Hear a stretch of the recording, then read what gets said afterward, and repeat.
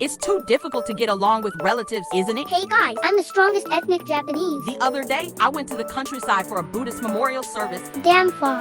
There was Corona, and everyone I met hadn't seen in 5 years. It's a stranger anymore.